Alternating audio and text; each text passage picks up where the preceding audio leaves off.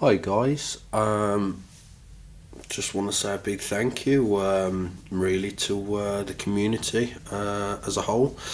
I've just gone over the 400 subscriber mark. I think in the last week I've gained about 200 subscribers, but that's thanks to Chung from WGC Consortium, and my name is Augustus Calgar, and a few mentions from Les at Awesome Paint Job. Like I say, my subscribers have gone up, so to all my new subscribers, thank you.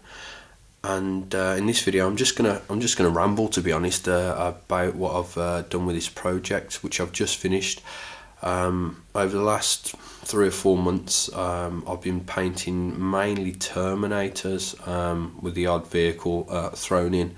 And I paint relatively slow. I mean, I average maybe 1 minute every 2 or 3 days. It's obviously commitments and time, but I do paint slow anyway. This is my latest Terminator. We'll just go over a few of the things on there. I actually painted 2 together at a time. I just wanted to speed up the process a little bit. Let's go over this. With the shield, you'll see like little slash marks. That was done with a hot hobby knife, an old hobby knife, I may add, because if you use a nice new blade, when you heat it up, you're going to dull the edge. So an old dull blade was heated over a flame, and then literally just very gently pressed into the plastic, which has left those indentations. So let's see if we can get any closer.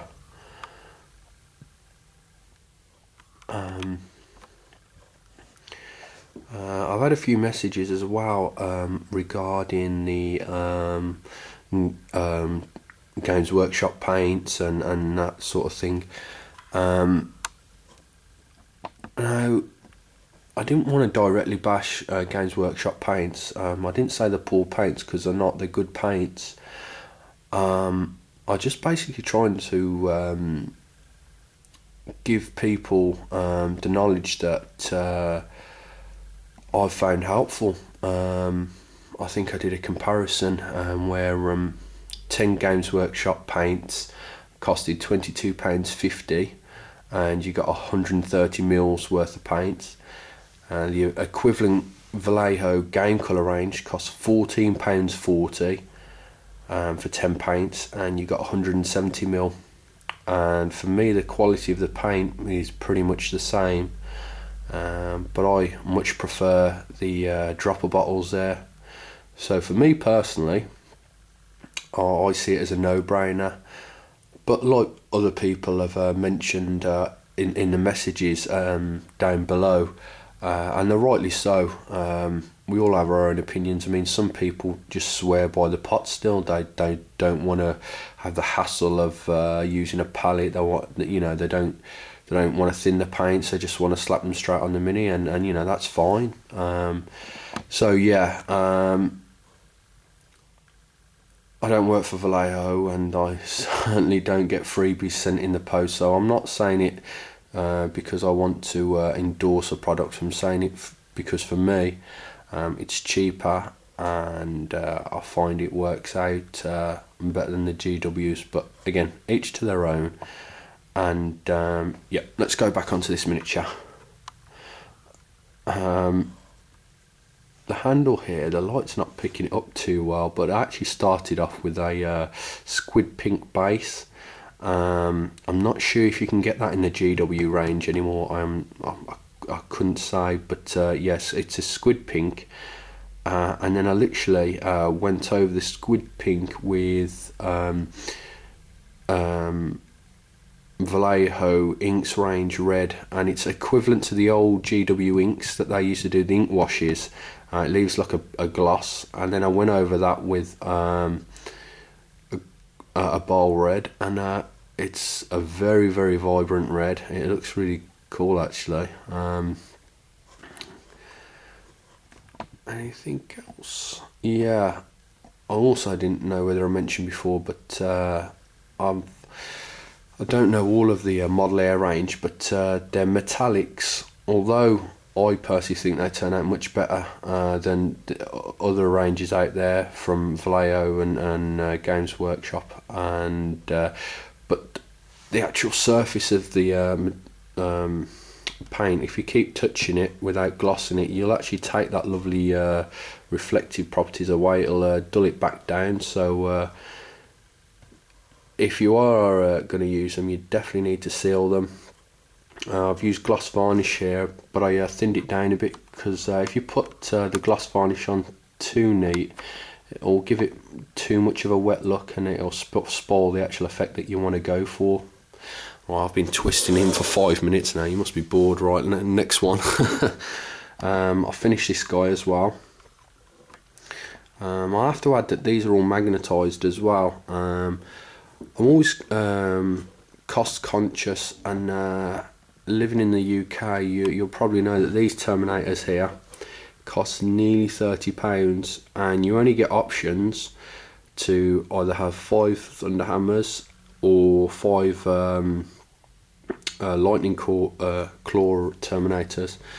Now, what if you want to run one game with 2 lightning claws, 3 Thunderhammers, and vice versa? Well, you're pretty much buggered. So I've got 10 Assault and Black Reach Terminators as well as these, and I'm not sure if any of you've looked on eBay, but you can actually buy those separately for about £10.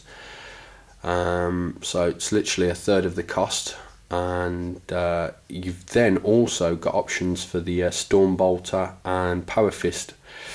So I'll show you where I am going with this. This guy here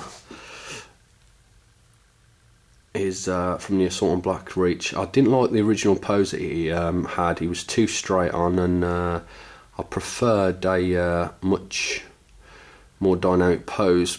But the good thing with him is his legs was in a good pose, so I literally cut the body off with my hobby knife and twisted his back and pulled it back a bit, and it's give it a much more dynamic pose. That took about 2 minutes to do that conversion.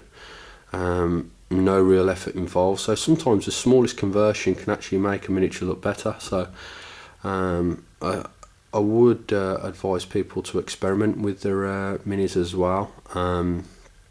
Start off small.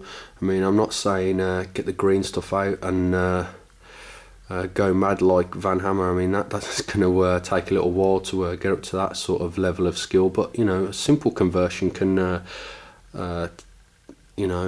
make all the difference.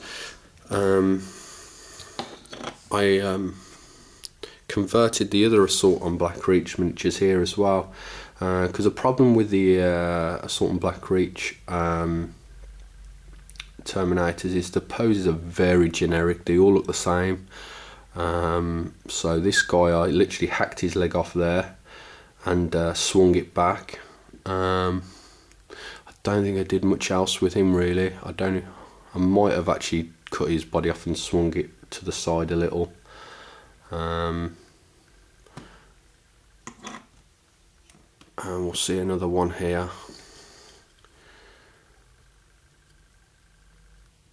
It just makes them all look a little more individual really. And the magnets that I used are 3mm magnets by 2mm deep. And the good thing is about the Assault on Black Reach Terminators is when you actually cut the pegs that the arms sit into, you know exactly where the magnets are going to line up, so you don't have to worry that you're going to put the arm up too high or too low. So you actually got a good guide there for where to put the magnets. But let's get our new miniature into shot. This is another cool feature.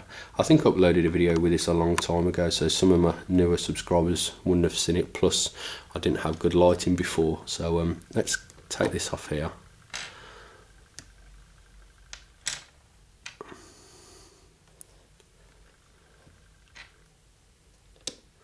There we go. So you've not only got options to change your miniatures around, but some poses and some arms and whatnot suit miniatures better. So if you're actually going to upload stuff to Cool Mini or not, you've got plenty of options to take the best looking shot of the miniature possible. So obviously that's in with power fist and gun. Let's give him some lightning claws, shall we? See what you look like with lightning claws.